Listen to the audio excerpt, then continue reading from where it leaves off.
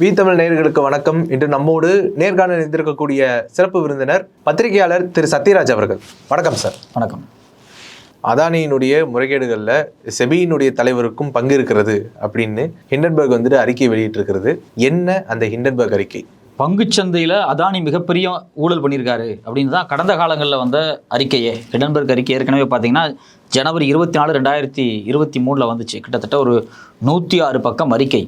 அந்த அறிக்கையில் என்ன சொல்லப்பட்டுச்சு பழைய அறிக்கையில் அப்படின்னா, மிகப்பெரிய கருப்பு பணத்தை வெளிநாடுகளில் இருக்கக்கூடிய வரிகளற்ற சொர்க்கம்னு சொல்லக்கூடிய தீவுகளில் தேக்கி வச்சு அதை இந்தியாவுக்குள்ளே கொண்டு வந்து பங்குச்சந்தையில் ஒரு முதலீடு பண்ணியிருக்காரு அப்படிங்கிறது தான் அந்த மொத்த அறிக்கையினுடைய சுருக்கமே.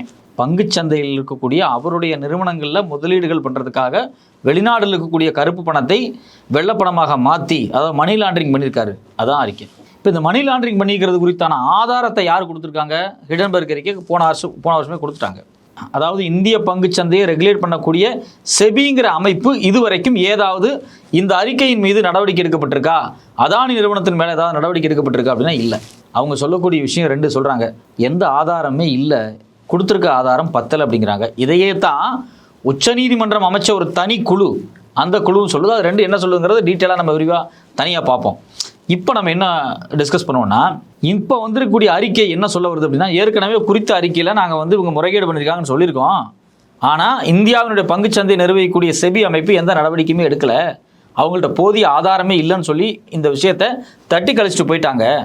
இதுக்கு என்ன காரணம் அப்படின்னா, செபியினுடைய தலைவர் மாதவி, அவருடைய கணவர், இவங்க 2 பேரும் அதானியினுடைய போலி நிறுவனங்களில் முதலீடு பண்ணியிருக்காங்க. அதானி பல கட்ட நிறுவனங்களை வச்சுருக்கார். ஷெல் கம்பெனிஸ் அப்படிம்பாங்க. வெளிநாடுகளில் இருக்கக்கூடிய தீவுகளில் இருக்கக்கூடிய கம்பெனிகள். இந்த ஷெல் கம்பெனிஸில் நிறையா முதலீடு பண்ணியிருக்காங்க. அதில் இந்த அம்மாவும் சேர்ந்து முதலீடு பண்ணியிருக்காங்க. அதனால தான் இவங்க அதானி மேலே எந்த நடவடிக்கையுமே எடுக்கல, அதுக்கான ஆதாரம் இருந்தால் வச்சுக்கோ அப்படின்னு சொல்லி அவங்க திருப்பி இப்போ ஒரு ரிப்போர்ட்டை ரிலீஸ் பண்ணியிருக்காங்க. வெளிநாடு தீவுகளில் முதலீடு பண்ணியிருக்காங்க சொல்கிறீங்களே, ஏன் வெளிநாடு தீவுகளில் முதலீடு பண்ணணும்? இது ரொம்ப முக்கியமான ஒரு கேள்வி. ஏன் அப்படின்னா, ஒரு வர்த்தகம் நடக்குது அப்படின்னா அந்த வர்த்தகம் முறையாக நடத்தாமல் வர்த்தகத்தில் பல ஃப்ராடு வேலைகளை பண்ணுவாங்க. நீங்கள் ஏற்கனவே ஃபினான்ஷியல் டைம்ஸ் பத்திரிகை பல ஆதாரங்களை அதானிக்கு எதிராக வெளியிட்டாங்க. அதில் ரொம்ப முக்கியமான விஷயம் என்னென்னா, வெளிநாட்டிலேருந்து சிங்கப்பூர்லேருந்து நிலக்கரியை 2330 ரூபாய்க்கு ஒரு டன்னை வாங்கி தமிழ்நாட்டுக்கு கொண்டு வந்திருக்காங்க. சென்னை ஹார்பருக்கு வரும்போது பார்த்தீங்கன்னா 7300 ரூபாய் என்னமோ, அது 7000 சில்லற. இப்போ 2330 ரூபாய்க்கு வாங்கக்கூடிய நிலக்கரி, கப்பலில் ஏறக்கூடிய நிலக்கரி சென்னை துறைமுகத்துக்கு வரும்போது எப்படி 7500 மாறுது? எப்படி ரேட் அதிகமாச்சு? என்ன கப்பலில் வரும்போது நிலக்கரி குட்டி போட்டுச்சானே? அப்படி கிடையாது. அப்போ எப்படி விலை மாறுச்சு அப்படின்னா, இடையில வேற ஒரு கம்பெனிக்கு அதை விற்றுருக்காங்க. அந்த கம்பெனி எங்கே இருக்கும் அப்படின்னா, இது மாதிரியான தீவுகளில் இருக்கும். மொரீஷியஸில் இருக்கும், சைப்ரஸ் தீவில் இருக்கும், பெர்முடா தீவில் இருக்கும், சில நேரத்தில் UAE அரேபியில் இருக்கக்கூடிய சில இடங்களில் இருக்கும், சிங்கப்பூரில் சில தீவுகள் இருக்கும். இப்போ இங்கெல்லாம் ஏன் இருக்குது அப்படின்னா, இந்த தீவுகளுக்கும் இந்தியாவுக்கு இடையில இரட்டை வரி தவிர்ப்பு ஒப்பந்தம்னு ஒரு ஒப்பந்தம் போட்டிருக்காங்க. டபுள் டாக்ஸேஷன் அவாய்ட் இன்ஸ்டிடியூட்னு அதை சொல்லுவாங்க. அந்த தீவில் இருந்து ஒரு நிறுவனம் இந்தியாவில் முதலீடு பண்ணி பிஸ்னஸ் பண்ணிச்சுன்னா அதுக்கான வரி, அது வருமான வரியாக இருக்கலாம், இல்லை கேபிட்டல் கெயின் டேக்ஸாக இருக்கலாம், இன்னும் பல டேக்ஸ். இந்த டேக்ஸ் எல்லாத்தையுமே ஒன்று இந்தியாவில் கட்டிக்கலாம், இல்லை அப்படின்னா நீங்கள் எந்த தீவிலிருந்து முதலீடு பண்ணுறீங்களோ அந்த தீவிலிருந்து நீங்கள் இந்த பணத்தை கட்டிக்கலாம். ஃபார் எக்ஸாம்பிள் வோடாஃபோன் கம்பெனி இருந்தாங்க. இந்த வோடாஃபோன் கம்பெனியை இதுக்கு முன்னாடி இதுக்கு பேர் என்ன வந்துச்சுன்னா ஹெச்னு பேர். இந்த ஹெச் அப்படிங்கிற நிறுவனம் எங்கிருந்து பணத்தை இந்தியாவுக்குள்ளே முதலீடு பண்ணாங்கன்னா, அவங்க மொரீஷியஸ் நினைக்கிறேன், மொரீஷியஸ் தீவிலிருந்து ஒரு பெரும் தொகையான பணத்தை இந்தியாவுக்குள்ளே முதலீடு பண்ணி அவங்க ஒரு மொபைல் ஃபோன் கம்பெனி நடத்தினாங்க. ஒரு குறிப்பிட்ட காலத்துக்கு பிறகு அதை வோடாஃபோனுக்கு விற்றுட்டாங்க. இப்போ ஒரு 1000 கோடி ரூபாய்க்கு அந்த பிஸ்னஸ் ஸ்டார்ட் பண்ணியிருக்காங்க. விற்கும்போது அது ஒரு 10,000 கோடிக்கு விற்றுருக்காங்கன்னு வச்சுங்களேன். நான் ஒரு அப்ராக்சிமேட் டேட் சொல்கிறேன். ஆனால் கிட்டத்தட்ட 25,000 கோடி அதிகமாக லாபத்தை சம்பாதிச்சிருக்காங்க. யார்? ஹெச் நிறுவனம். நான் சொல்கிறது ஒரு அப்ராக்சிமேட் சொல்கிறேன். ஒரு 1000 கோடி முதலீடு பண்ணி இந்தியாவில் மொரீஷியஸ் தீவிலிருந்து சம்பாதிக்கிறாங்க அப்படின்னா, திருப்பி அந்த நிறுவனத்தை விற்கும்போது இவங்க ஒரு 5000 கோடிக்கு விற்கிறாங்கன்னு வச்சுங்களேன். இப்போ 4000 கோடி உங்களுக்கு லாபம். இந்த 4000 கோடிக்கு கேபிட்டல் கெயின் டேக்ஸ் கட்டணும். இந்த கேபிட்டல் கெயின் டேக்ஸை நீங்கள் இந்தியாவில் கட்ட போகிறீங்களா, இல்லை எந்த நாட்டில் உங்கள் கம்பெனி ரெஜிஸ்டர் ஆகிருக்கோ அங்கேருந்து கட்ட போகிறீங்களா? இந்த சண்டை தான். இதை வோடாஃபோன் அதாவது அன்றைக்கி இருந்த ஹெச் சுப்ரீம் கோர்ட் வரைக்கும் கொண்டு போனாங்க. ஹெச்சுக்கு ஆதரவாக தான் தீர்ப்பு வந்துச்சு. நான் அந்த தீவுலேயே கட்டிக்கிறேன் அப்படின்னு சொல்லிட்டாங்க. அந்த தீவில் என்ன பிரச்சனை அப்படின்னா, அங்கே வரியே கிடையாது. அது வரிகளற்ற புகலிடம், டேக்ஸ் ஹேவன்ஸ்மாங்க. தமிழில் சில பேர் அது வரிகளற்ற சொர்க்கம்னு மொழிபெயர்ப்பாங்க. அது ஆக்சுவலி வரிகளற்ற புகலிடம் தான். ஸோ இப்போ இது மாதிரி தீவுகள் உலகம் முழுக்க நிறைய இருக்குது. இந்த தீவுகளை உருவாக்கி வச்சிருக்க யாருன்னா பெரும் முதலாளிகள். இந்த பெரும் முதலாளிகள் உலகம் முழுக்க நடக்கக்கூடிய வர்த்தகத்தில் ஃப்ராடு வேலைகளை செஞ்சு கருப்பு பணத்தை கொண்டு போய் தீவுகளில் பதுக்கி வச்சு அதை தங்களுடைய நாடுகளுக்கு வெள்ளப்பணமாக மாற்றுறதுக்கு இந்த தீவுகளை பயன்படுத்துவாங்க. அங்கே போலி நிறுவனங்களை உருவாக்குவாங்க. இப்படி தான் பார்த்தீங்க அப்படின்னா அதானி இதே வேலை தான் இந்த ஃப்ராடில் பண்ணியிருக்காரு. இதை கடந்த ரிப்போர்ட்லேயே அவங்க வெளியே கொண்டு வந்தாங்க. இப்போ நீங்கள் வந்து மொரீஷியஸ், பெர்முடா, சைப்ரஸ் இது மாதிரியான நாடுகளுக்கு போனீங்கன்னா அங்கே சில லட்சம் மக்கள் தான் வாழ்ந்துகிட்டு இருப்பாங்க. 3 லட்சம் மக்கள், 5 லட்சம் மக்கள் தான் வாழ்ந்துகிட்டு இருப்பாங்க. ஆனால் பிஸ்னஸ் பார்த்தீங்கன்னா பல்லாயிரம் கோடி நடந்துகிட்டு இருக்கும். நீங்கள் போய் அதானியினுடைய ஒரு கம்பெனியினுடைய வரவு செலவு எடுத்து பாருங்கள். அவர் பார்த்தீங்க அப்படின்னா அவருடைய ஒரு நிறுவனம் சைப்ரஸ் தீவுக்கு இத்தனை டன் நிலக்கரியை ஏற்றுமதி பண்ணிச்சு அப்படின்னு இருக்கும். சைப்ரஸ் தீவில் வாழ்கிறதே 3 லட்சம் மக்கள் தான். அந்த மக்களுக்கு எதிராக இத்தனை லட்சம் டன் நிலக்கரி. அப்போ என்ன அப்படின்னா சைப்ரஸ் தீவில் இருக்கக்கூடிய ஒரு கோழி கம்பெனி எதுக்காக இத்தனை லட்சம் டன் நிலக்கரியை வாங்குது? வாங்கி உடனே வேறு இடத்துல கைமாற்றி கொடுப்பாங்க. இங்கே இந்தோனேஷியாவில் நிலக்கரி கப்பலில் ஏறுது அப்படின்னா அது சைப்ரஸ் தீவுக்கு போய் இந்தியாவுக்கெல்லாம் வரல. அது நேராக இந்தோனேஷியாவிலேருந்து 2 வாரத்தில் சென்னை துறைமுகத்துக்கு வரும். ஆனால் இந்த கம்பெனி இருக்குது பார்த்தீங்களா, இன்வாய்ஸ், பில்லு, அது வேறு கம்பெனி பேரில் மாறிக்கிட்டே இருக்கும். இந்த வேலையை தான் கடந்த காலங்களில் தொடர்ச்சியாக அதானி பண்ணிக்கிட்டு இருக்காரு. இன்றைக்கி வந்திருக்கக்கூடிய ஊழல் ரிப்போர்ட் இருக்குது பார்த்தீங்களா, இதுலையும் ஓவர் இன்வாய்ஸிங் அப்படிங்கிற ஸ்ட்ராட்டஜி பண்ணியிருக்காரு. இந்த ஓவர் இன்வாய்ஸிங்கிறது வேறு ஒன்றும் கிடையாது. ₹1 வாங்குற பொருளை நீங்கள் எந்த நாட்டுக்கு வாங்குறீங்களோ அந்த நாட்டுக்கு விற்கும்போது ₹10 விற்கிறது. இதில் எங்கே இவங்க மாட்டியிருக்காங்க அப்படின்னா இந்தியாவில் ராஜஸ்தான் மாநிலத்துக்கும் அதே மாதிரி மகாராஷ்டிரா மாநிலத்துக்கும் 2 மாநிலத்துக்கும் கரண்ட் தயாரிக்கிற உபகரணங்களை சீனாவிலிருந்து இறக்குமதி பண்ணாங்க. அதாவது என்ன சொல்லுவாங்கன்னா ஒரிஜினல் எக்யூப்மெண்ட் மேனுஃபேக்சரர் அப்படிங்கிற வார்த்தையை பயன்படுத்துவாங்க. எதுக்காக அப்படின்னா இந்த பொருளை எந்த நிறுவனம் வாங்கி கொடுக்கறது அப்படிங்கிறதெல்லாம் 2வது விஷயம். இந்த பொருள் எங்கே தயாரிக்கப்படுது? இந்த பொருள் சீனாவிலிருந்து தயாரிக்கப்படுது. சைனாவிலிருந்து நேராக அது இந்தியாவுக்கு வரும். சைனாவிலிருந்து நேராக இந்தியாவுக்கு ஷிப்மெண்ட் பண்ணப்படும், ஏற்றுமதி செய்யப்படும். ஆனால் பில்லு பார்த்தீங்கன்னா அதை சைனா கம்பெனிக்காரன் நேராக தமிழ்நாட்டில் இருக்கக்கூடிய, மகாராஷ்டிராவில் இருக்கக்கூடிய, ராஜஸ்தான் கம்பெனிக்கு விற்றுக்க மாட்டான். அந்த பில்லு நேராக மொரீஷியஸில் இருக்கக்கூடிய ஒருத்தனுக்கு விற்கப்பட்டிருக்கும், பெர்முடாவில் இருக்கக்கூடிய ஒருத்தனுக்கு விற்கப்பட்டிருக்கும், யூஏயில் இருக்கக்கூடிய ஒருத்தனுக்கு விற்கப்பட்டிருக்கும். கடைசியாக அது வந்து மகாராஷ்டிராவுக்கோ ராஜஸ்தானுக்கோ வந்திருக்கு. இதுதான் அதில். இப்போ ₹100 இந்த எக்யூப்மெண்ட்டை வாங்கிட்டு ராஜஸ்தானுக்கு விற்கும்போது அது ₹500 விற்கிறது போலி கம்பெனிகள் மூலிமா. அதே மாதிரி தான் வந்து மகாராஷ்டிராவுக்கு இவங்க பண்ணியிருக்காங்க. இதனால் என்ன மிகப்பெரிய சோதனை தெரியுங்களா? விலை அதிகமாக கொடுத்து இந்த கரண்ட் தயாரிக்கிற உபகரணங்களை வாங்கி மகாராஷ்டிராவில் கரண்ட் உற்பத்தி பண்ணுறது யாருன்னா அதானி நிறுவனம் தான். அவன் கம்பெனிக்கு தான் வாங்கிக்கிறான். சீனாவில் ஒரு கம்பெனிகிட்டருந்து வாங்குறது இவனுடைய போலி கம்பெனியாக இருக்கும். மெயின் பர்ச்சேசர் இந்தியாவில் யாராக இருக்குன்னா இதே அதானியாக தான் இருக்கும். அதிக விலை கொடுத்தா வாங்குற மாதிரி தெரியும். அந்த அதிக விலை கொடுத்து வாங்கி கொடுக்க பொருளை மகாராஷ்டிராவில் வச்சு விற்று மக்கள்கிட்ட கரண்ட் பணத்தை அதிகமாக கலெக்ட் பண்ணுறது, கரண்ட் பில்லை எக்கச்சக்கமாக கலெக்ட் பண்ணுறது. ஏன்னா அவன் தான் பாம்பேயில் வந்து இபியை பார்த்துக்கிறான். இந்த இடைப்பட்டத்தில் இந்த விலை அதிகமாக இருக்குது பார்த்தீங்கன்னா, இந்த ஓவர் இன்வாய்ஸிங் இதெல்லாமே ஒரு தீவில் போய் செட்டில் ஆகி இந்த பணம் அங்கேயே இருக்கும். அந்த பணத்தை பங்குச்சந்தையில் கொண்டு வந்து முதலீடு பண்ணுறது, இந்த வேலையை தான் செஞ்சுருக்காங்க. 2013 18 இடைப்பட்ட காலகட்டங்களில் மகாராஷ்டிராவுக்கும் ராஜஸ்தானுக்கும் தேவையான பவர் எக்யூப்மெண்ட் வாங்கினதில் மிகப்பெரிய ஓவர் இன்வாய்ஸிங் நடந்திருக்கு. விலையை அதிகமாக போட்டு பணத்தை தீவுகளுக்கு கொண்டு போய் கருப்பணமாக கொண்டு வந்திருக்காங்க அப்படிங்கிறது தான் ஆதாரமாக அவங்க கொடுத்துருக்காங்க. இதில் பார்த்தீங்க அப்படின்னா அதானியினுடைய அண்ணனான வினோத் அதானி, அவருடைய க்ளோஸ் அசோசியேட் நாசர் அலி ஷபான் அலி, இவங்க யுஏஇயில் இருக்காங்க, யுனைடெட் அரேப் எமிரேட்ஸில் இருக்காங்க. அங்கே இவங்க போலி கம்பெனிகளை வச்சுருக்காங்க. அதே மாதிரி சான்சுங் லிங் அப்படிங்கக்கூடிய ஒரு தாய்வான்காரர், ஒரு சீனாக்காரர், அவர் தாய்வானில் இவர் போலி கம்பெனி வச்சுருக்காரு. இவருக்கு அதானிக்காக இவங்க 2 பேருமே வேலை செய்கிறாங்க. யார்? அதானியினுடைய அண்ணன் கட்டுப்பாட்டில் இருக்கக்கூடிய 2 நபர்கள், ஒன்று சாங் லுங்கும், இன்னொன்று வந்து நாசர் அலி. இவங்க எங்கெங்கெல்லாம் போலி கம்பெனி வச்சுருக்காங்க அப்படின்னா மொரீஷியஸ் தீவில் இருக்குது, பிரிட்டிஷ் விர்ஜினியா தீவில் இருக்குது. இந்த 2 தீவில் இருக்கக்கூடிய இந்த கம்பெனிகளை பயன்படுத்தி தான் 2013 2018 வரைக்கும் மகாராஷ்டிராவுக்கும் ராஜஸ்தானுக்கும் எலக்ட்ரானிக், அதாவது கரண்ட் தயாரிக்கிற எக்யூப்மெண்ட்ஸ் வாங்கினதில் ஓவர் இன்வாய்ஸ் பண்ணி மிகப்பெரிய பணத்தை கொள்ளையடிச்சிருக்காங்க. இதை எப்போ இந்திய அரசாங்கம் வான் பண்ணுதுன்னா 2014 வான் பண்ணுது. அது மட்டும் இல்லாமல் அதானியினுடைய 6 நிறுவனத்துக்கு நோட்டீஸ் அனுப்புகிறாங்க. நீங்கள் வெளிநாட்டிலேருந்து வாங்கக்கூடிய பொருளில் எக்கச்சக்கமாக விலையை அதிகப்படுத்தி வச்சு போலி கம்பெனிகள் மூலமாக கைமாத்துறீங்க, ஆதாரம் எங்கள்கிட்ட இருக்குது, இது மிகப்பெரிய ஃப்ராட் நடந்துருக்கு. பல கம்பெனி பண்ணுறான். இதில் அதானி மாஸ்டராக பண்ணுறான். 6 கம்பெனிக்கு நோட்டீஸை 2014 மே மாதமே அனுப்புகிறாங்க. மே 15 இந்த ஷோகாஸ் நோட்டீஸ் வந்து அதானி நிறுவனத்துக்கு போயிருக்கு, ஆதாரமே இருக்குது. ஆனால் அதுக்கு பிறகு கவர்மெண்ட் மாறுது, மோடி வர்றாரு. இந்த ஷோகாஸ் நோட்டீஸ் எல்லாம் அவங்க கண்டுக்கல. அதானியினுடைய 6 நிறுவனத்தின் மேலே இந்த புகார் இருக்குது பார்த்தீங்களா, இந்த புகார் அவங்க பொருட்படுத்தலை. அதுக்கு பிறகும் இந்த வணிகத்தை தொடர்ச்சியாக அதானி நிறுவனம் செய்கிறது. இந்தியாவினுடைய DRI, Directorate of Revenue Intelligence சொன்னதுக்கு பிறகும் 2018 வரைக்கும் இந்த பிஸ்னஸ் நடந்திருக்கு. இது மூலிமா தான் மொரீஷியஸ்லையும் பிரிட்டிஷ் விர்ஜீனியாலையும் யூஏஇயில் இருக்கக்கூடிய அதானியினுடைய அண்ணனோட ஆட்கள் இந்த வேலையை செஞ்சுருக்காங்க. அது ஒரு பெரிய பணத்தை இந்த தீவுகளை அவங்க கூச்சி வச்சுருக்காங்க. சரி, இதுக்கும் செபி தலைவருக்கு என்ன தொடர்பு? அதானே நம்ம கேள்வியாக இருக்கணும். அதுதான் நம்ம வரணும். ஏன்னா இப்போ வந்துடக்கூடிய அறிக்கையாக தானே செபி தலைவருக்கு இதுக்கு என்ன தொடர்பு அப்படின்னா, இவங்க மொரீஷியஸ் தீவில் உருவாக்கின கம்பெனி இருக்குது பார்த்தீங்களா, ஐபிஇ ப்ளஸ் ஃபண்ட் அப்படிங்கக்கூடிய நிறுவனம். இந்த நிறுவனம் இதுக்கு இன்வெஸ்ட் பண்ணக்கூடிய குளோபல் டைனமிக் ஆப்பர்ச்சுனிட்டி ஃபண்ட் அப்படிங்கக்கூடிய பெர்முடாவில் செயல்படக்கூடிய ஒரு நிறுவனம். இந்த நிறுவனங்களில் இந்த பங்குச்சந்தையினுடைய தலைவராக இருக்கக்கூடிய மாதவி இருக்காங்க இல்லையா, அவங்களுடைய கணவர் பேரில் பணம் முதலீடு செய்யப்பட்டிருக்கு.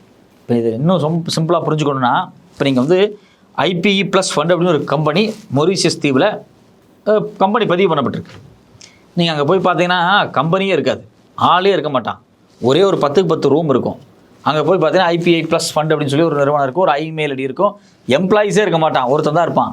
ஆனால் அந்த நிறுவனம் பார்த்தீங்கன்னா ஒரு வருஷத்துக்கு பல்லாயிரம் கோடி பிஸ்னஸ் பண்ணிக்கிட்டு இருக்கும். என்னடா ஒரு கம்பெனியில் எம்ப்ளாயி இல்லை, சேலரி போடலை, டைரக்டரை காணோம், ஒரே ஒருத்தன் தான் உட்காந்துக்கிட்டு இருக்கான், ஒரு ரூம் தான் இருக்குது, ஒரு கம்ப்யூட்டர் கிடையாது, முறையான ஃபோன் நம்பர் கிடையாது, முறையான அட்ரஸ் கிடையாது, எல்லாம் இத்தனோட அட்ரஸாக இருக்குது, ஒரு ரூம் தான் இருக்கும், 56 விவேகானந்தர் காலனி துபாய் அப்படின்னு சொல்லுவாங்க இல்லையா, அது மாதிரி தான் இருக்கும். பார்த்தீங்கன்னா எக்கச்சக்கமான காசு வாங்கி சம்பாதிப்பாங்க. ஸோ அதன் அடிப்படையில் தான் பார்த்தீங்கன்னா இந்த குறிப்பிட்ட மகாராஷ்டிராவுக்கும் ராஜஸ்தானுக்கும் இவங்க வாங்கின அந்த கரண்ட் தயாரிக்கிற உபகரணங்கள் இருக்குது பார்த்தீங்களா, அந்த வாங்கி கொடுத்த நிறுவனங்களில் ஐபிஇ ப்ளஸ் ஃபண்ட் அப்படிங்கக்கூடிய மொரீஷியஸில் இயங்கக்கூடிய ஒரு முக்கியமான கம்பெனி. இந்த கம்பெனியை உருவாக்குனது யாருன்னா அதானியினுடைய டைரக்டர்ஸ். எதனோட அசோசியேட் பண்ணினா இந்தியன் இன்ஃபோலைன் அப்படிங்கக்கூடிய ஃபேமஸான வெல்த் மேனேஜ்மெண்ட் கம்பெனி. இப்போ இந்த கம்பெனிலாம் யாருன்னு பார்த்தீங்கன்னு வச்சுங்களேன், எதில் முதலீடு பண்ணலாம், பங்குச்சந்தையில் முதலீடு பண்ணலாமா, கோல்டில் முதலீடு பண்ணலாமா, கமாடிட்டிஸ் முதலீடு பண்ணலாமா, இப்படி இது மாதிரி வெல்த் மேனேஜ்மெண்ட்னு சொல்லக்கூடிய சொத்தை பெருக்குவதற்கு அப்படிங்கிறத அந்த கம்பெனியெல்லாம் உருவாக்கப்பட்டிருக்கு. ஆனால் இவங்க வேலை சொத்தை பெருக்கிறதெல்லாம் இல்லை, இந்த ஃபினான்ஷியல் ப்ராடக்ட்ஸ் விற்கிறேன் அப்படின்னு ஒரு கம்பெனிக்கார வர்றான், நான் ஒரு மியூச்சுவல் ஃபண்டை விற்க போகிறேன்னு ஒரு கம்பெனிக்கார வர்றான், ஷேரை விற்க போகிறேன்னு ஒரு கம்பெனிக்கார வர்றேன் அப்படின்னா இது மேலோட்டமான பிஸ்னஸாக இருக்கும். பெரும்பாலும் பார்த்தீங்கன்னா நிறைய இடத்துல கருப்பு பணத்தை வெள்ளை பணமாக மாற்றுறதுக்கான வேலைகளை ஷெல் கம்பெனிஸ் மூலிமா அவங்க செய்வாங்க. ஸோ அப்போது இந்தியன் இன்ஃபோலைனுங்கிற கம்பெனி இதை பேஸாக வச்சு உருவாக்கப்பட்ட மொரீஷியஸில் உருவாக்கப்பட்ட ஐபிஇ ப்ளஸ் ஃபண்டு, இந்த நிறுவனம் இந்த பணங்களை மாற்றி கொடுக்குறதுல ப்ளே பண்ணியிருக்கு. அதில் செபியினுடைய தலைவர் முதலீடு பண்ணியிருக்காங்க. இந்த ஐபிஇ ப்ளஸ் ஃபண்ட் இருக்குது பார்த்தீங்களா, இந்த கம்பெனிக்கு முதலீடு பண்ணுறது யார் அப்படின்னா வினோத் அதானியால் கட்டுப்படுத்தப்பட்டு இருக்கக்கூடிய குளோபல் டைனமிக் ஆப்பர்ச்சுனிட்டி ஃபண்ட் அப்படிங்கக்கூடிய பெர்முடா தீவில் செயல்பட்டு இருக்கக்கூடிய ஒரு போலி கம்பெனி. ஐபிஇ ப்ளஸ்னு ஒரு நிறுவனத்தை உருவாக்குறான், ஒரு ஃபினான்ஸ் கம்பெனியை. அதை உருவாக்கணும்னா அதுக்கு ஃபண்டு தேவை. அந்த ஃபண்டு யார் போடுறாங்கன்னு போய் தேடி பார்த்தா குளோபல் டைனமிக் ஆப்பர்ச்சுனிட்டி ஃபண்டுன்னு ஒருத்தன் போட்டிருக்கான். சரி, இவன் யாரான்னு பார்த்தா இவன் வினோத் அதானியோட ஆள். சரி, இந்த குளோபல் டைனமிக் ஆப்பர்ச்சுனிட்டி ஃபண்டு இன்னும் டீப்பாக உள்ள போய் தேடி பார்த்தீங்க அப்படின்னா இவங்க முழுக்க அதானியினுடைய அசோசியேட் இருக்காங்க பார்த்தீங்களா, அவங்களால நேரடியாக முதலீடு பண்ணப்பட்டு ஷேர்ஸை வாங்கப்பட்ட ஒரு நிறுவனம். இவன் யாரா அவன் இவ்வளோ பணத்தை முதலீடு பண்ணியிருக்கான், ஐபிஇ ப்ளஸில் போய் பார்த்தா அவன் யார் மெஜாரிட்டி ஷேர் ஹோல்டரை வச்சிருக்கிறதுன்னு பார்த்தீங்கன்னா இந்த குளோபல் டைனமிக் ஆப்பர்ச்சுனிட்டி ஃபண்டு. இதில் யாரா ஷேர் அதிகமாக வச்சிருக்கிறதுன்னு பார்த்தா அவன் அதானியோட அசோசியேட். அப்போ மொத்தமாக இவங்க அடுக்கடுக்காக மாட்டுறாங்க. இவங்க பண்ணக்கூடிய ஃப்ராடு பல லேயரில் இருக்கும். ஒரு கம்பெனியை ஒரு தீவில் உருவாக்குறான், ஒரு பல கோடிகள் அந்த கம்பெனியில் புழங்குதுன்னு வச்சுங்களேன். இந்த கம்பெனி யாருது அப்படின்னு போய் பார்த்தா இல்லை இந்த கம்பெனியினுடைய முதலீட்டாளர் பெர்முடா தீவில் இருக்காரு. சார் நேராக முதலீடு பெர்முடா தீவுக்கு போ, அந்த கம்பெனி யார், அங்கே யார் முதலீடு பண்ணியிருக்கா அப்படின்னா இல்லை இந்த கம்பெனியுடைய முதலீட்டாளர் சிங்கப்பூரில் இருக்கார், நேராக சிங்கப்பூர் போ, சிங்கப்பூரில் ஒரு கம்பெனி பேரில் ஒரு கம்பெனி இருக்கும், இந்த கம்பெனிக்கு இவ்வளோ முதலீடு வச்சிருக்கான், இந்த கம்பெனியுடைய ஷேர்லாம் யாருப்பா ஹோல்டு பண்ணியிருக்கான், இல்லை இதனுடைய ஆள் சைப்ரஸ் தீவில் இருக்கான். சைப்ரஸுக்கு நீங்கள் போய் பார்த்தீங்கன்னா அங்கே யார் இருக்கானா, இல்லை இது பார்த்தீங்கன்னா யூஏஇ போகணும், அங்கே இருக்கும்.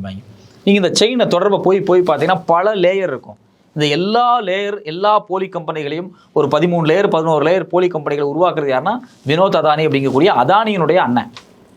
இவனுக்கு என்ன வேலை அப்படின்னா வெளிநாடுகளில் உட்காந்துக்கிட்டு சைப்ரஸ் தீவில் உட்காந்துட்டு அந்த எல்லா தீவுகளுக்கும் பாஸ்போர்ட்டை வாங்கி வச்சுட்டு இது மாதிரி போலி கம்பெனிகளை உருவாக்கி இந்த வணிகம் பண்ணும்போது அதீத லாபத்தை வச்சு இந்தியாவுக்கு விற்கக்கூடிய பொருள் இருக்குது பார்த்தீங்களா, இந்த பொருள் எல்லாத்தையும் அந்த பொருள் வரக்கூடிய லாபத்தை எல்லாத்தையும் இந்தந்த தீவுகள் இந்தந்த நிறுவனங்களில் முதலீடு பண்ணி வச்சுட்டு எப்போ தேவையோ அப்போ இந்தியாவினுடைய பங்குச்சந்தையில் அதானி நிறுவனத்தை வாங்குறது, அதாவது அதில் முதலீடு பண்ணுறது, இதுதான் அவங்க வேலை. இதைத்தான் அவங்க செஞ்சுருக்காங்க. ஸோ இதில் தான் யார் மாட்டுறாங்க அப்படின்னா இந்த மேடம் மாட்டுறாங்க. யார்? நம்ம மாதவி. அவங்க என்ன பண்ணுறாங்க அப்படின்னா குறிப்பாக பார்த்தீங்கன்னா Sharjah Airport International Free Zone அப்படின்னு ஒன்று இருக்குது, SAIF ஃப்ரீ ஜோன்.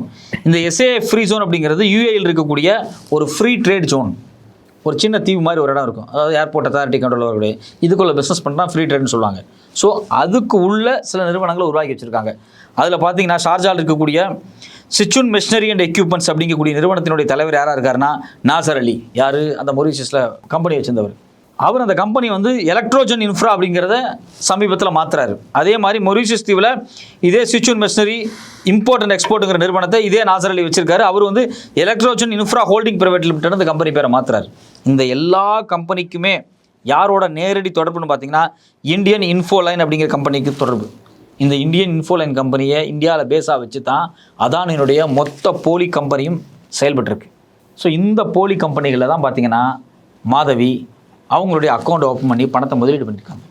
எப்போ அவங்க பண்ணியிருக்காங்கன்னா மாதவி பச்சும் அவங்களுடைய ஹஸ்பண்டு தாவல் இவங்க 2 பேரும் என்ன பண்ணுறாங்கன்னா முதல்ல ஐபிஇ ப்ளஸ் ஃபண்டில் ஜூன் 5, 2015 சிங்கப்பூரில் அக்கௌண்ட் ஓப்பன் பண்ணுறாங்க. அதில் இன்னும் ரொம்ப குறிப்பாக நம்ம பார்க்க வேண்டிய விஷயம் என்னென்னா இந்த ஐபிஇ ப்ளஸ் ஃபண்டனுடைய பேஸாக இருக்கக்கூடிய ஐஏஎஃப்எல் இருக்காங்க இல்லையா, அவங்க ஒரு ஸ்டேட்மெண்ட்டை வெளியிடுறாங்க.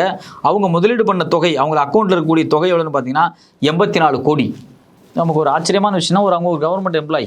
இந்த ஒரு கவர்மெண்ட் எம்ப்ளாயி செபியினுடைய ஒரு பார்ட் டைம் எம்ப்ளாயாக இருக்காங்க. அதுக்கு 2015 அவங்க செபி வரல, அவங்க பல ஃபினான்ஸ் கம்பெனி இன்வெஸ்டிங்கில் இருக்காங்க. 84 கோடி ரூபாயை இது மாதிரி அதானிக்கு நேரடி தொடர்பு இருக்கக்கூடிய ஐபிஎஸ் ஃபண்டில் எப்படி இன்வெஸ்ட் பண்ணாங்க? இது ஒரு மிக முக்கியமான கேள்வி. ரெண்டாவது, 2017 ஏப்ரல் மாதம் இந்த மாதவி வந்து செபியினுடைய மெம்பராக மாறுறாங்க, முழு நேர ஊழியராக மாறுறாங்க, ஹோல் டைம் மெம்பராக. அப்படி மெம்பராக மாறும்போது அவங்களுடைய கணவர் தாவல் பஞ்ச் வந்து மொரீஷியஸ் தீவில் இருக்கக்கூடிய ட்ரைடன்ட் ட்ரஸ்ட் அப்படிங்கக்கூடிய ஒரு இந்த நிதி நிறுவனம் இருக்குது பார்த்தீங்களா, இவங்களோட அசோசியேட் ஆகக்கூடிய நிதி நிறுவனம், அவங்களுக்கு ஒரு கடிதத்தில் எழுதுறார். அதே மாதிரி 2018 பிப்ரவரி 25 இதே ஆள் என்ன பண்ணுறாருன்னா யார் எப்போ இவங்க வந்து செபியினுடைய ஹோல் டைம் மெம்பர் ஆனதுக்கு பிறகு அவங்களுடைய ப்ரைவேட் இமெயில் ஐடியிலேருந்து யார் இந்த அம்மா இதே நிறுவனங்கள் மொரீஷியஸில் இருக்கக்கூடிய இந்த நிறுவனத்துக்கு வந்து சில கடிதத்தில் எழுதியிருக்காங்க. இது மட்டும் இல்லாமல் மார்ச் 2022 இவங்க செபியினுடைய தலைவராக வர்றாங்க. செபியினுடைய தலைவராக வந்ததுக்கு பிறகு மொரீஷியஸில் இருக்கக்கூடிய இதே நிதி நிறுவனத்துக்கு ஒரு கடிதம் போயிடுது. இந்த கடிதத்தில் எல்லாமே என்ன இருக்குது அப்படின்னா படிப்படியாக அவங்க பேரில் இருக்கக்கூடிய முதலீடுகளை அவங்களுடைய கணவர் பேருக்கு கொண்டு வந்திருக்காங்க. இது எல்லா இமெயில் ஐடியும் பெனிட்ரேட் பண்ணி உடச்சி ஹேக் பண்ணி எடுத்திருக்காங்க போல இருக்கு. எல்லா ஆதாரத்தையும் வெளியே எடன்பர்க் அறிக்கை வெளியிட்டிருக்காங்க. ஸோ அப்போது இந்தியாவினுடைய பங்குச்சந்தையினுடைய தலைவராக இருக்கக்கூடிய அதுக்கு முன்னாடி மெம்பராக இருக்கக்கூடிய இந்த லேடி 2017-18 முடிவு பண்ணிட்டாங்க அவங்க 22 அடுத்த பங்குச்சந்தையினுடைய தலைவர் ஆக போகிறாங்கிற விஷயம். ஏன்னா அதனால தான் கொஞ்சம் கொஞ்சமாக அவங்க பேரில் இருக்கக்கூடிய பங்குகளை அவங்களுடைய கணவர் பேருக்கு மாற்றுறாங்க. குறிப்பாக மார்ச் 2022 அவங்க பங்கு மார்க்கெட்டெல்லாம் கண்ட்ரோல் பண்ணக்கூடிய செபியினுடைய தலைவராக வர்றதுக்கு முன்னாடி 2 வாரத்துக்கு முன்னாடி தன்னுடைய பங்குகளை மொத்தத்தையும் இந்த கணவர் பேரில் மாற்றுறாங்க. ஸோ அப்போ ஏதோ ஒரு மிகப்பெரிய ஃப்ராட் நடந்திருக்கு. இது மட்டும் இல்லாமல் பார்த்தீங்கன்னா சிங்கப்பூரில் இருக்கக்கூடிய ஆக்ரோ பார்ட்னர்ஸ் அப்படிங்கக்கூடிய நிதி நிறுவனம், இந்த நிதி நிறுவனத்துக்கு 2017 2022 வரைக்கும் பார்த்தீங்க அப்படின்னா இவங்க வந்து ஒரு 100% ஷேர் ஹோல்டிங்கை வந்து இவங்க கையில் வச்சுருக்காங்க, கன்சல்டண்ட்டாக இருக்காங்க. நமக்கு என்ன ஆச்சரியமாக இருக்குது அப்படின்னா நீங்கள் வந்து இந்தியாவினுடைய பங்குச்சந்தை செபியினுடைய ரெகுலேட்டிங் பாடிகள் இருந்துக்கிட்டே எப்படி இப்படி தனியார் நிறுவனங்களுக்கு அதுவும் இல்லாமல் தனியார் நிறுவனங்களை நிர்வகிக்கக்கூடிய பங்குகளை உங்களுடைய கட்டுப்பாட்டில் வச்சுருந்தீங்க, அந்த நிறுவனங்களுக்கு எந்த அடிப்படையில் கன்சல்டேஷன் கொடுத்தீங்க அப்படிங்கிற ஒரு கேள்வி வருது.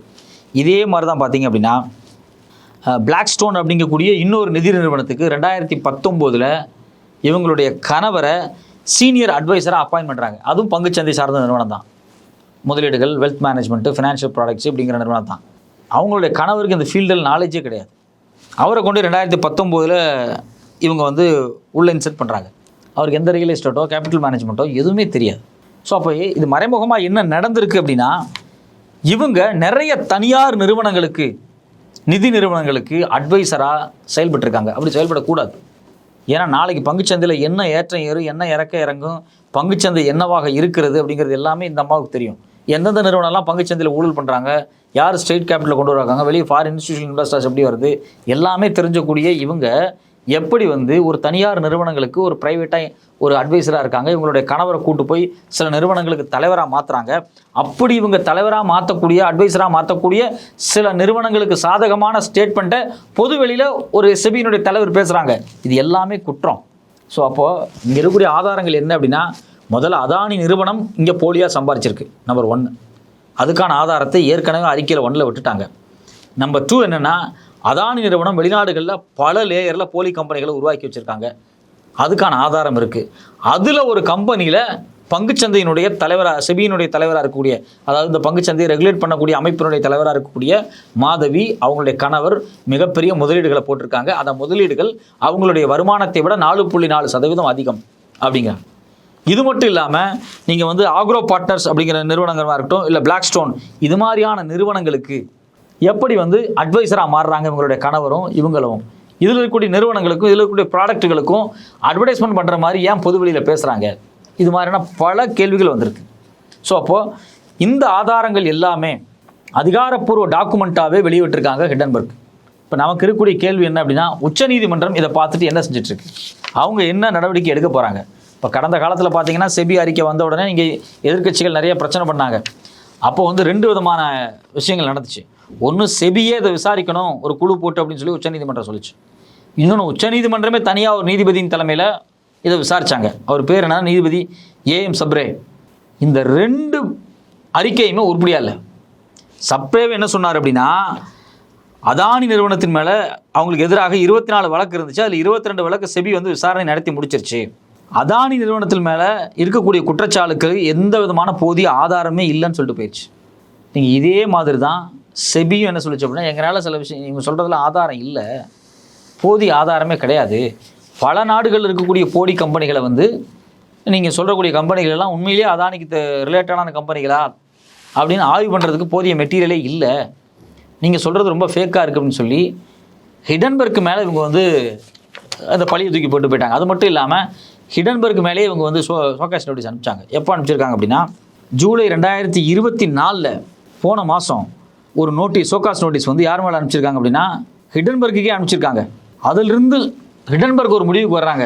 என்ன முடிவுக்கு வர்றாங்கன்னா, நம்ம இவ்வளோ ஆதாரங்களை கொடுத்துருக்கோம், இத்தனை போலி கம்பெனிகள் குறித்தான டீட்டெயில் கொடுத்துருக்கோம், அதானியினுடைய ட்ரேடில் இவ்வளோ முதலீடுகளில் மோசம் நடந்திருக்கு, நிலக்கரி இறக்குமதி வண்டில் மோசம் நடந்திருக்கு, இந்த பணம் எல்லாமே தீவுகளில் இருக்குது, தீவுகளில் இருந்து ஒயிட்டாக மாற்றி இந்தியாவில் முதலீடு செய்யப்பட்டிருக்கு, இவ்வளோ தகவல்கள் கொடுத்ததுக்கு பிறகும் இதை உச்சநீதிமன்றமும் பெருசாக விசாரிக்கலை, இதுக்கெல்லாம் நீங்கள் தனியாக ஒரு புலனாய்வுக்குள்ளெல்லாம் போட்டு விசாரிக்க வேண்டிய தேவையில்லைன்னு சொல்லிடுச்சு யார், உச்சநீதிமன்றம். இப்போ இவ்வளோ விஷயங்கள் நடந்தும் இது யாருமே கண்டுக்கல. லெஸ் இன்ட்ரெஸ்டாக செபி இருக்குது.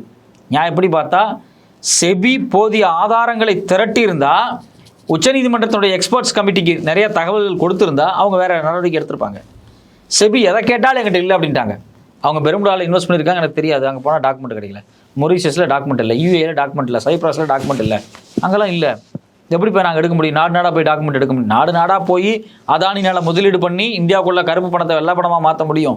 அந்த திறமை அதானிங்கிற ஒரு தனியார் நிறுவனத்துக்கு இருக்குது. ஆனால் செபிங்கிற மிக ஸ்ட்ராங்கான இந்தியாவினுடைய பங்குச்சந்தை கட்டமைப்பு, அத்தனை பங்குச்சந்தையை நிர்வகிக்கிறது அவங்க தான், ரெகுலேட் பண்ணுறது. அந்த அமைப்பு என்னால் வெளிநாடுகளில் இருக்கக்கூடிய டாக்குமெண்ட்ஸை எடுக்க முடியலன்னு சொல்கிறது எந்த அளவுக்கு நியாயமாக இருக்க முடியும். ஸோ அதை குறி வச்சு தான் உச்சநீதிமன்றம் சில ஸ்டேட்மெண்ட் சொன்னாங்க. செபிகிட்ட வந்து செபி ஏன் இப்படி நடந்துக்குது அப்படிங்கிற மாதிரி சில ஸ்டேட்மெண்ட் சொன்னாங்க. பட் ஆனால் செபி இது எல்லாத்தையும் ரொம்ப அட்வான்டேஜாக எடுத்துக்கிட்டு எந்த ஆக்ஷனுமே எடுக்காதனால தான் இன்றைக்கி ஹிண்டன்பர்க் அறிக்கை செபியினுடைய தலைவரே இதில் முதலீடு பண்ணியிருக்காரு, அதனால தான் அவங்க எந்த ஆக்ஷன் எடுக்க மாட்டேங்கிறாங்களா அப்படிங்கிற கேள்வியை முன் வச்சு இந்த அறிக்கை வெளியிட்டிருக்காங்க. நாமளும் அந்த கேள்வி தான் முன்வைக்கிறோம். இந்த ஆதாரங்கள் எல்லாம் உண்மையாக இருந்துச்சு அப்படின்னா செபியினுடைய தலைவர் கைது செய்யப்படணும். ஏற்கனவே சித்ரான்னு ஒருத்தவங்க வந்து பங்குச்சந்தையில் ஊழல் பண்ணி மாட்டினாங்க. அவங்க மேலே இது வரைக்கும் எந்த ஆக்ஷன் எடுத்தாங்கன்னு யாருக்குமே தெரியாது. அவங்களோட ஒரு ஃபோட்டோ கூட வெளியே வரல. இப்போ சாதாரண எளிய மனிதர்கள் ஏதாவது ஃப்ராடு பண்ணி பங்குச்சந்தையில் ஊழல், அது இந்த ஊழல்னு சொல்லி அவங்கள வந்து ஃபோட்டோ போட்டு, இப்போ செந்தில் பாலாஜி ஒரு விஷயத்தை கைது செய்யப்படுறாரு, அவரை ஃபோட்டோவாக எடுத்து போட்டு குற்றவாளி அப்படின்னு போட்டுக்கிட்டே இருக்காங்க. கனிமொழி ஒரு விஷயத்தில் அவங்க மேலே வந்து வழக்கு பதியப்பட்டுச்சு, 2G ஸ்பெக்ட்ரம் ஆராசா மேலே பண்ணாங்க, அதெல்லாம் ஒன்றும் இல்லைன்னு புரிவாச்சு. ஆனால் அவங்கள வந்து திகாருக்கு கூட்டு போகிறாங்க, திகாரிலேருந்து கூட்டு வராங்க, அங்கே பண்ணுறாங்க இங்கே பண்ணுறாங்கன்னு தினம் ஃபோட்டோ போட்டு வீடியோ போட்டுகிட்டே இருந்தாங்க. சித்ரா ராமகிருஷ்ணனோட ஃபோட்டோ ஒரு ஃபோட்டோ கூட வெளியே வரல. அந்த அம்மா பல்லாயிரம் கோடி ஊழல் பண்ணியிருக்கு பங்குச்சந்தையில். எவனோ ஒருத்தவங்க கூட சேர்ந்து கூத்தடிச்சுக்கிட்டு வெளிநாடுகளில் தீவுகளுக்கு போய் ஊர் சுற்றிட்டு பங்குச்சந்தையில் நடக்கக்கூடிய எல்லா விஷயத்தையும் அந்த அம்மா வெளியே லீக் பண்ணியிருக்கு. அந்த அம்மானால பல கம்பெனிகளுக்கு பல நஷ்டம். ஆனால் அந்த அம்மா குறித்து ஒரு ஃபோட்டோ இன்றைக்கி வெளியே வரல. இப்போ இவங்க மாட்டியிருக்காங்க, நாளைக்கு இவங்க கைது செய்யப்பட்டாங்கன்னா இவங்களை குறித்து ஒரு ஃபோட்டோ வெளியே வராது. ஆனால் சாமானிய மற்ற கட்சிக்காரங்க, தமிழ்நாட்டில் திமுககாரங்க, அதிமுககாரங்க இவங்க எதாவது மாட்டினாங்கன்னா இந்த நேஷ்னல் மீடியாஸ் வந்து அப்படியே போட்டு வாங்க, அங்கே வர்றாரு, இப்படி இருக்காரு, அப்படி இருக்காரு, அவர் வந்து முடிஞ்சிட்டாரு, திகார் ஜெயிலில் கொடுமை, அவர் திகார் ஜெயிலில் சந்தோஷமாக இருக்காரு, அவங்க ஜெயிலுக்குள்ளே இருக்கிறதுல வெளியே போகிறாங்க வர்றாங்க, எதையோ ஒன்று சொல்லிட்டே இருக்காங்களே, ஒரு ப்ரொஜெக்ஷனை காமிச்சிட்டாங்களே, ரைட் ஆடுறாங்க, what ever it maybe. But ஆனால் லைமில் அவங்களை காமிச்சு ஒரு குற்றவாளின்னு எஸ்டாப்ளிஷ் பண்ணிகிட்டே இருக்காங்களே, இதை ஏன் சித்ரா ராமகிருஷ்ணனுக்கு பண்ணல? இப்போ இதையே வந்து நீங்கள் வந்து மாதவி பஞ்சுக்கு பண்ணல? ஸோ அப்போ இங்கே ஒரு மிகப்பெரிய ஒரு பார்ஷியாலிட்டி ஓடிக்கிட்டு இருக்கு. சனாதனம் தான் அதுக்கு பேர். பார்ப்பனர்கள், உயர் சாதியை சார்ந்தவர்கள் ஒரு மிகப்பெரிய முறைகேடுகள் செஞ்சால் அந்த முறைகேடுகளில் அவர்களை எப்படி டீல் பண்ணணும் அப்படின்னு மனு தர்மத்தின் அடிப்படையில் இங்கே வேலை நடந்துகிட்டு இருக்கு. நம்ம கேட்கக்கூடிய ஒரே ஒரு விஷயம் என்ன அப்படின்னா, இந்த பங்குச்சந்தை ஊழலுக்கு இவ்வளோ டாக்குமெண்ட் வந்திருக்கு. இந்த டாக்குமெண்ட்டை திருப்பி உச்சநீதிமன்றத்தினுடைய எக்ஸ்பர்ட்ஸ் கமிட்டி ஒரு குழு அமைச்சு இந்த டாக்குமெண்ட்டை வெரிஃபை பண்ணுங்கள். இந்த டாக்குமெண்ட்டை யார் ரிலீஸ் பண்ணியிருக்கா? ஹிண்டன்பர்க் தான். ஹிண்டன்பர்க் கூட நேரடியாக பேசுங்க. இது எதெல்லாம் ஒரிஜினல் டாக்குமெண்ட் கேளுங்க. அது எதாவது போலி டாக்குமெண்ட் இருந்தால் கண்டுபிடிக்கட்டும். ஒரிஜினல் டாக்குமெண்ட் இருந்தால் செபியினுடைய டைரக்டரை நேரடியாக கைது பண்ணட்டும். அது இன்வெஸ்டிகேஷன் நடக்கட்டும். அதானிக்கு இதில் பங்கு இருக்குன்னா அதானி கைது செய்யப்படணும். அவர் வந்து எந்தெந்த government tenders, Maharashtra, Rajasthan tenders எல்லாம் கொடுக்கப்பட்டிருக்கல, எல்லா டெண்டரும் கேன்சல் ஆகணும். ஸோ இதுதான் நம்மளுடைய கோரிக்கை. உங்களுடைய நேரத்தை ஒதுக்கி எங்களோட கருத்துக்களை பகிர்ந்தமைக்கு நன்றி சார்.